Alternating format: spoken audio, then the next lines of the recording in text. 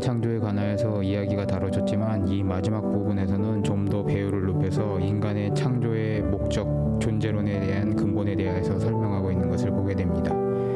먼저 인간이 창조되기 전에 땅을 갈 사람도 없었고 초목이 없었고 채소가 나지 아니한 상태라고 땅의 상태를 설명하고 있습니다.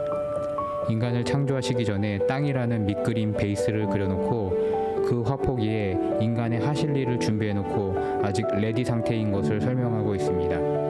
무대가 준비되었을 때 아직 주인공은 나타나지 않은 상태 혹은 청소와 단장을 끝내고 어린이를 맞을 준비를 하고 개장 시간이 될 것을 기다리면서 앞으로 그려질 생동감 있고 흥분되는 광경을 상상하게 만드는 긴장감이 느껴지는 본문입니다. 세상은 이렇게 하나님이 인간을 정점으로 두고 창조하셨습니다.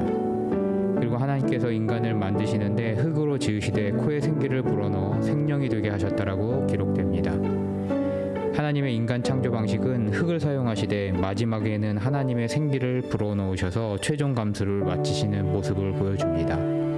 공산품 중에 하이엔드와 스탠다드의 차이는 같은 재료를 사용하지만 마감과 감수 차이에 있습니다. 같은 재료로 대량으로 찍어내고 어느 정도의 QC 기준만 만족하여서 내다보내면 스탠다드 제품이 되는 것이고, 같은 재료이지만 일일이 수공 조립하고 마감도 숙련공의 손길이 더해지면 그 제품은 우리는 하이엔드라고 부릅니다.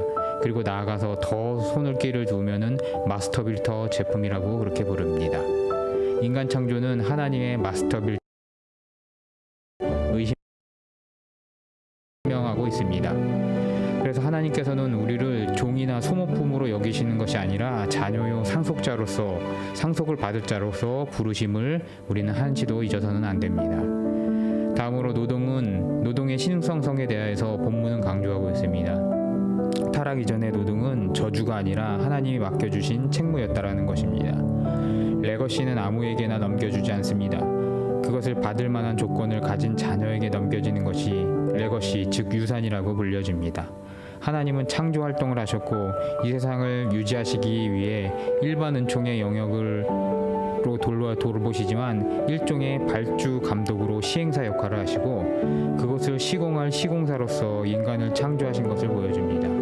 그리고 그 시행에는 노동이 꼭 필요하게 만드셨습니다. 그래서 노동은 신성하고 인간이 해야 하는 필수적인 생산적인 활동이라는 것입니다. 그런데 노동은 하기 싫습니다. 그 이유는 무엇일까요? 바로 타락으로 인하여서 가시와 엉겅퀴를 내는 혹독한 조건이 노동에 가중되었기 때문에 힘들게 만들어졌다는 것입니다. 이것은 수확과 소출의 감소를 가져오게 되고요. 결과적으로 생존을 위해서는 남의 것을 뺏는, 착취하는 쪽으로 머리를 굴리는 쪽으로 타락한 인류는 발전하게 됩니다. 그래서 뺏기느니 뺏자가 타락한 인류의 목표가 되었고요. 그것이 하나님이 주신 노동의 신성성을 오염시킨 것입니다.